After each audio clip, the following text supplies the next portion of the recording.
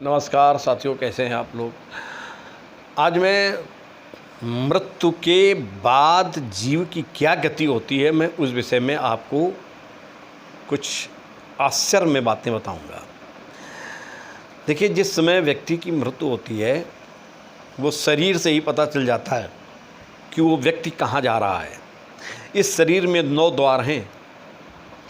कमर से जिन व्यक्तियों के प्राण निकलते हैं वो व्यक्ति नरक को प्राप्त होते हैं, जिनके मलमूत्र हो जाता है। जिन व्यक्तियों के आँख, नाक, कान, मुंह से प्राण निकलते हैं वो मरने के बाद या तो स्वर्ग जाते हैं या उत्तम गति यानी मनुष्य आदि लोक में, योनि में वो जाते हैं, पैदा होते हैं।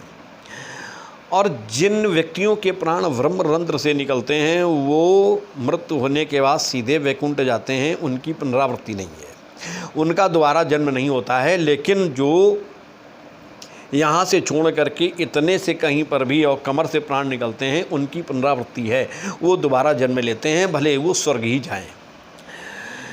अब देखिए, बहुत बड़ी महत्वपूर्ण बात यह है कि व्यक्ति जब मृत्यु को प्राप्त होता है तो मृत्यु को प्राप्त होने के तुरंत बाद गरुड़ पुराण के अनुसार ऐसा उल्लेख मिलता है कि वो यमराज के दूत उसे तुरंत सीधे रास्ते से यमराज के यहाँ ले जाते हैं और वहाँ उसकी एंट्री करा करके तुरंत उसको वापस नीचे भेजते हैं। वो पुनः अपने घर में ही आता है, अपने मृत शरीर को पड़ा हुआ देखता है। सारे घर के लोग रो रहे होते हैं तो वो भी बहुत रोता है, चिल्लाता है, अपनी बात कहता है।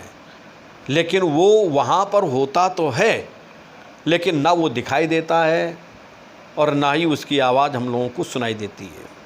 तो बेचारा वो तड़प के रह जाता है, चूँकि वो हवा की गति में होता है। जब व्यक्ति मरता है तो मरने के बाद तत्काल वो प्रेत रूप में हो जाता है। तो कभी तो पेड़ के ऊपर बैठ जाएगा, कभी हवा में उड़ता हुआ आता है, वहीं पर घर में आसपास रहता है और जहाँ उसका जो मृत शरीर पड़ा है उसी के आसपास रहता है, कभी तो उसी के ऊपर बैठ जाता है। और जब उसको लेकर के शमशान घाट जाया जाता है तो वो उसी मृत शरीर के ऊपर बैठा हुआ होता है, साथ साथ जाता है। जब उसमें आग लगा दी जाती है तो बड़ा दुखी हो जाता है कि ये मेरा ही शरीर है जिसमें मैं रहा। तो फिर वो घर में वापस आ जाता है और जैसे घर में वापस आता है उसके निमित्त जो पिंड दिया जाता है, जो जल दिया जाता है, वो प्राणी उसी को पाता है। 13 दिन तक तो घर में निवास करता है। 13 दिन के बाद उस घर का त्याग करके वो जीव आगे की यात्रा करता है। देखिए, कुछ तो स्वर्ग में जाते हैं, कुछ नरक में यातना भोगने के लिए जाते हैं। तो यातना भोगने के बाद में जब वो पैदा होते हैं, अगर मनुष्य योनि में आ गए, अन्य किसी भी योनि में 84 लाख योनियाँ हैं, किसी योनि में जा सकते हैं वो। लेकिन अगर मनुष्य योनि में आए तो जो नरक से आए हुए व्यक्ति हैं उनकी पहचान कैसे होती है। एक तो वो हमेशा गाली गलौज, कठोर शब्दों का प्रयोग करते हैं, बहुत नास्तिक होते हैं, दूसरे से अप्रिय भाषा बोलते हैं और तमाम नए नए पाप करते रहते हैं। ये नरक से आए हुए प्राणी होते हैं। दूसरे के साथ छलावा करना, शरीर में कोई बहुत बड़ा पाप का निशान लिए होना, इन तमाम सब बातों को यहाँ पर गरुड़ पुराण में इसका उल्लेख मिलता है। जो स्वर्ग से आए हुए व्यक्ति होते हैं वो यहाँ पर दूसरों के साथ में अच्छे व्यवहार करेंगे, या आप पहचान लगा सकते हैं।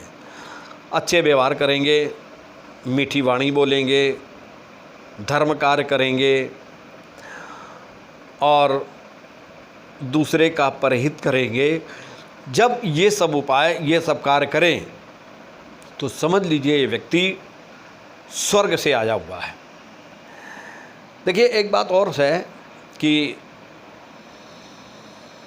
व्यक्ति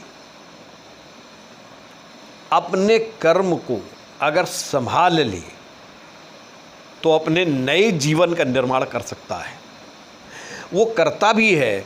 अगर आप गलत कार्य करते हैं तो आगे वाले जीवन का गलत योनि में जाने का निर्माण करते हैं। अगर आप अच्छे कार्य करते हैं तो आप अपनी सद्गति बनाते हैं, यह आप अपने इसी शरीर से ही नए जीवन का निर्माण करते हैं। साथियों, मैं आपको एक बात और बता देना चाहता हूं कि अगर आपने, ये मेरा निवेदन है आपसे कि मेरे चैनल को अभी तक आपने सब्सक्राइब ना किया हो तो कृपया आप इसको सब्सक्राइब करें। बगल में जो घंटी है उसको भी आप दबाएं। तमाम वीडियो हमारे पड़े हैं वो आप तक पहुँचें, और आगे आने वाले जितने भी वीडियो हैं वो भी आप तक पहुँचते रहें और हम आपके बीच से आपके साथ में जुड़े रहें। ये मेरा आपसे एक निवेदन है। तो आपसे मैं ये कह रहा था कि वो जो जीव है,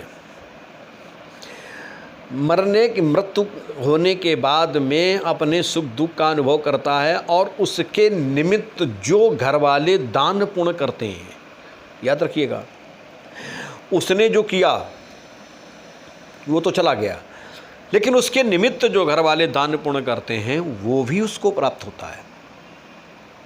इसका प्रमाण है महाभारत में महाराज ययाति का जिस समय स्वर्ग से पतन हुआ तो उनके ही परिवार के लोगों ने अपने पुण्य का दान किया, जिससे महाराज ययाति दोबारा स्वर्ग पहुंच गए।